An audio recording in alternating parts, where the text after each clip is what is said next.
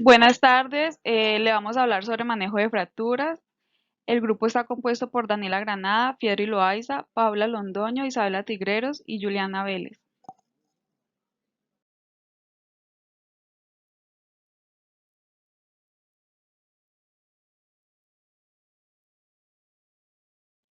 ¿Qué son las fracturas? El sistema esquelético está compuesto por 206 huesos, los cuales proporcionan soporte, permiten el movimiento y protegen los órganos internos del cuerpo. En ocasiones se aplica demasiada presión sobre un hueso y este se rompe. Caídas, golpes con un objeto, torcerse o doblarse el hueso son algunas de las causas más normales de las fracturas. Tipos de fractura. Fractura transversa. El trazo es perpendicular al eje mayor del hueso. Fractura oblicua. El trazo tiene cierta inclinación sobre el eje mayor del hueso. Fractura en ala de mariposa. Es un trazo típico cuando se producen fuerzas de doblado sobre el hueso. Presentan un fragmento intermedio con forma de cuña. Fractura espiroidea.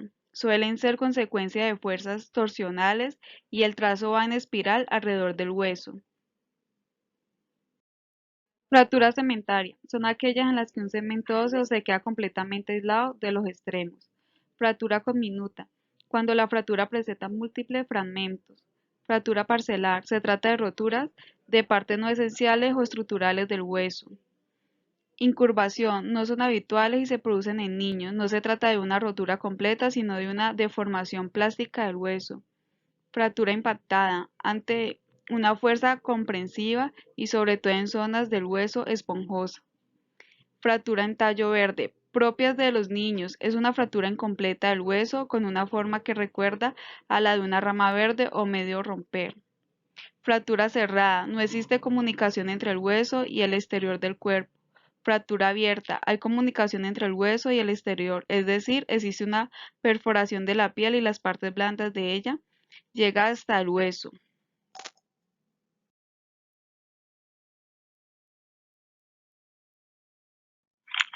Bueno, teniendo en cuenta los signos y síntomas de las fracturas, hay que tener presente que normalmente cuando ocurre una fractura hay un dolor muy intenso en la parte lesionada, eh, en el punto como tal donde se encuentra la fractura del hueso como tal o el alrededor de la misma. Otra de las de los signos es una deformación en la zona, ya que dependiendo del tipo de fractura, si es expuesta o cerrada, o también dependiendo de la complejidad, se va a notar una diferenciada, se pierde el contorno como tal natural de la, de la extremidad o la parte fracturada. También como una de las reacciones biológicas eh, más normales es que se va a producir pues una hinchazón, una hematoma por la acumulación de sangrado por debajo de la piel, en caso de que exista afectaciones en temas de vasos o cualquier otro tipo de transporte sanguíneo. También va a haber un entumecimiento, también posiblemente, o pérdida de la sensibilidad, y también se va a encontrar con un movimiento limitado, dado que pues la escala del dolor pues normalmente es muy grande, ya que pues son pocas las personas que tienen un umbral del dolor pues bastante amplio y pues no van a presentar pues como tal eso, pero es casos muy puntuales. También como una reacción normal suele suceder que el cuerpo presente cuadros febriles.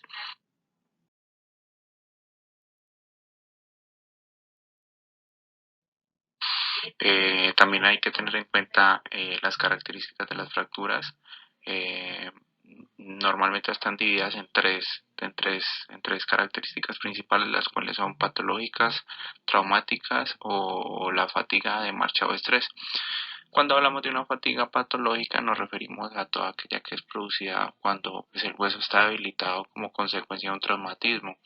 Eh, pues eso es básicamente lo que pasa por ellas. Eh, Traumáticas cuando hay una afectación del hueso como una fractura completa, una fisura, normalmente producido pues cuando hay accidentes y todo eso, se recibe un golpe como tal que puede causar ese tipo de trauma. Y fatiga en marcha o estrés pues son causadas por la fuerza repetitiva, pues por el uso repetitivo pues como de las partes del cuerpo.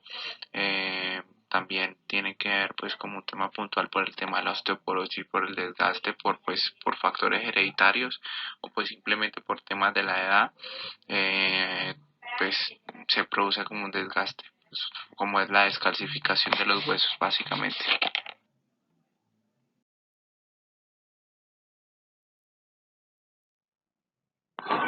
Mecanismos de acción. Actuación. Se debe evitar movilizaciones propias y herida. Exploración. Debemos realizar una evaluación primaria, una evaluación de signos vitales, una evaluación secundaria preguntando por sensaciones, dolor, posibilidad de movimiento, comparación de extremidades y acortamiento de las mismas, deformidades, entre otras. Valorar los pulsos distales, radial o pedio para descartar la existencia de hemorragias internas. En el caso de una fractura abierta, aplicar sobre la herida apósitos estériles. Se debe inmovilizar y tapar al paciente con una protección térmica. La evacuación se debe realizar manteniendo el control de las constantes vitales y vigilando el acondicionamiento de la fractura. Inmovilización. Las razones para inmovilizar son múltiples. Si se consigue evitar el movimiento del hueso y de la articulación, conseguiremos prevenir o minimizar las complicaciones por lesión de las estructuras vecinas, como pueden ser músculos, los nervios y los vasos sanguíneos. Evitar el cambio en la estructura de la fractura, de incompleta a completa o de cerrada a abierta. Se debe reducir el dolor y se debe evitar el shock. Para inmovilizar una fractura se deben seguir las siguientes recomendaciones. Se debe tranquilizar al accidentado y explicarle previamente cualquier maniobra que tengamos que realizar. Quitar todo aquello que pueda comprimir cuando se produzca la inflamación, anillos, brazaletes, entre otros. Inmovilizar con material, férulas rígidas o bien aquel material que una vez colocado haga la misma función que el rígido, por ejemplo, pañuelos triangulares. Almohadillar las férulas que se movilizan o que se improvisen maderas o troncos y movilizar una articulación por encima y otra por debajo del punto de la fractura. Y movilizar en posición funcional si se puede. Y con los dedos visibles, nunca reducir una fractura, no poner el hueso en su sitio y evacuar siempre a un centro hospitalario. Otros mecanismos de acción son el diagnóstico, que es un análisis a simple vista que hace el médico para comprobar lesiones en el paciente.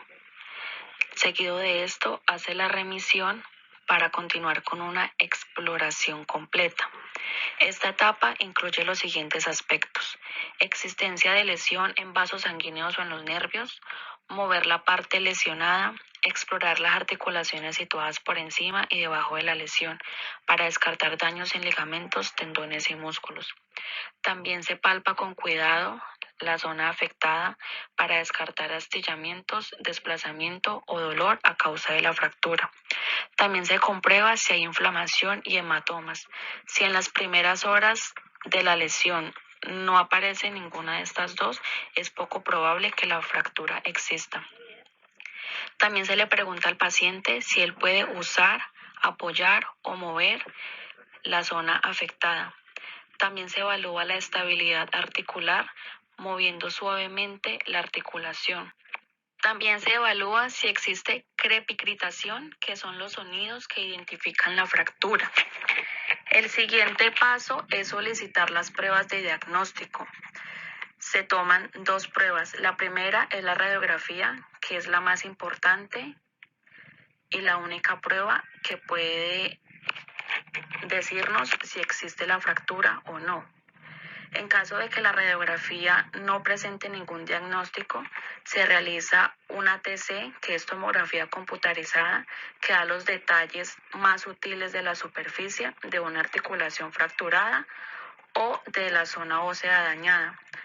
O por otra parte, se puede realizar la RMN, que es una resonancia magnética nuclear. Esta se realiza para descartar daños en los tejidos situados alrededor de las lesiones, en tendones, ligamentos, cartílagos y músculos circundantes. En los mecanismos de acción tenemos el tratamiento de lesiones graves. Si se ha producido un desgarro de la piel, la herida se limpia, se usa anestesia local para adormecer la zona y se cubre con un vendaje estéril. Además, a la persona lesionada se le administra una vacuna para prevenir el tétano y antibióticos para prevenir la infección. El alivio del dolor. El alivio del dolor se trata tan pronto como sea posible, por lo general con analgésicos o acetaminofén. También se puede mediante la inyección de un medicamento anestésico en los nervios, ya que este impide que los nervios envíen señales de dolor al cerebro. PRICE, que es el acrónimo en inglés, se refiere a protección, reposo, hielo y elevación. La protección ayuda a evitar lesiones adicionales que podrán empeorar la original. El reposo evita una lesión mayor y puede acelerar la curación. El hielo y la compresión minimizan la inflamación y la elevación ayuda a drenar el líquido de la lesión. En la reducción tenemos tres tipos, que es la reducción cerrada de fracturas menores, tales como las de los dedos de la mano o del pie. En esta inyectamos un analgésico local como la lidocaína cerca de la parte lesionada.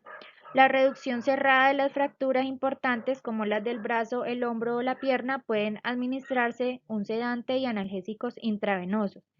El sedante adormila al sujeto pero no le sumerge en un estado de inconsciencia.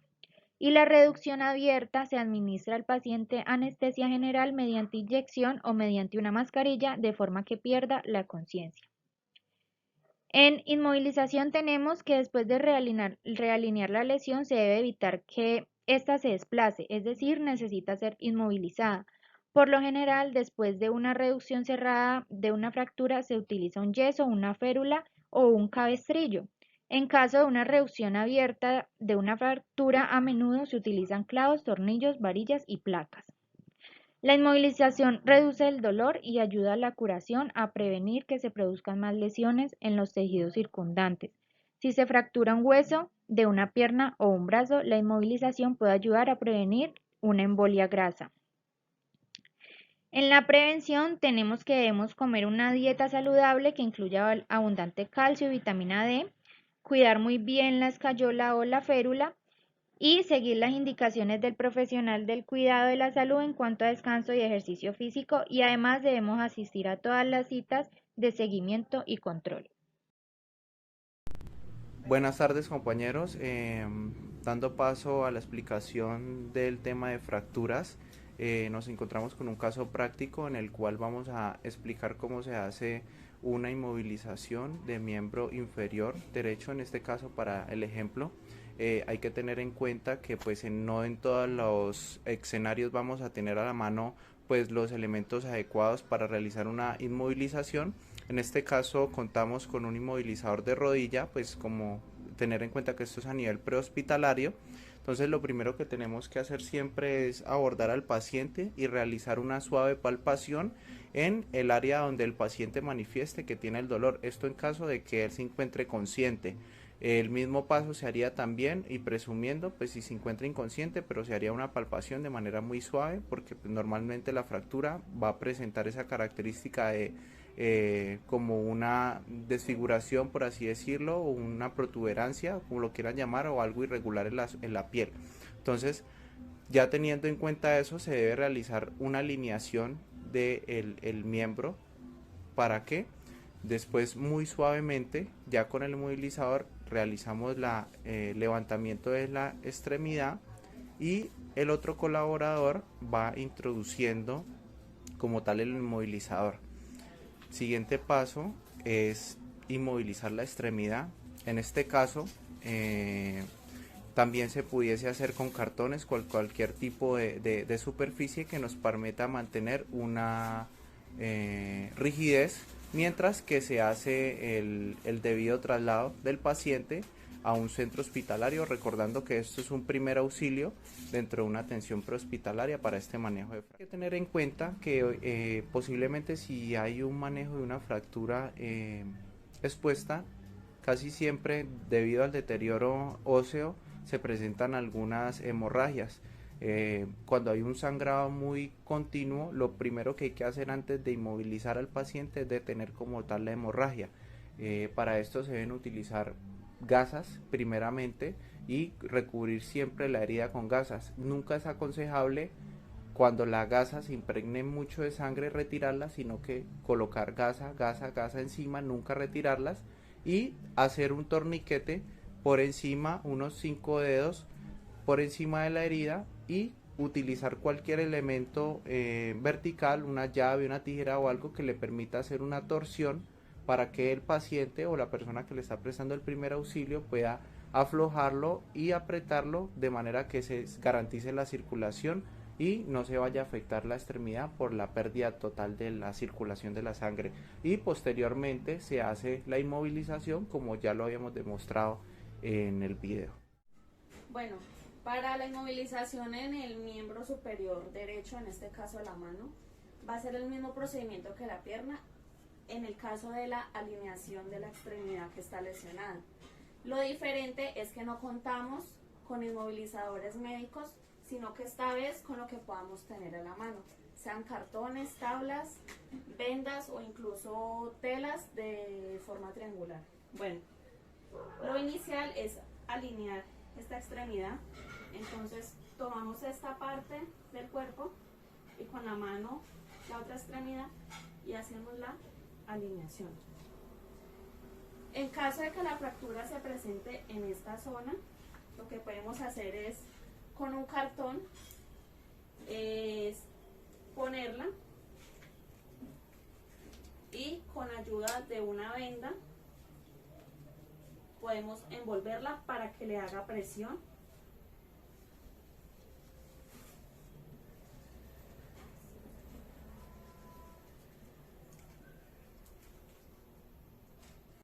Después de que la zona afectada ya esté inmovilizada, como no contamos con un cabestrillo médico, entonces lo podemos improvisar con una venda o con una tela. Lo que vamos a hacer es lo siguiente: la extremidad afectada la ponemos al cuerpo del paciente. Si el paciente está en estado consciente, le pedimos amablemente que por favor se siente para seguir con el proceso y le ayudamos a hacerlo. Bueno, lo que hacemos con la venda es ponerla por debajo de la zona afectada de esta forma y luego atarla detrás de su cuello para que quede en estado de gravitacional. Ahora, para que el paciente no realice movimientos que puedan afectar más la zona, con ayuda de otra venda o con una correa, lo que hacemos es generar presión entre la parte afectada y el mismo cuerpo del paciente para así evitar más movimientos bruscos. De esta forma.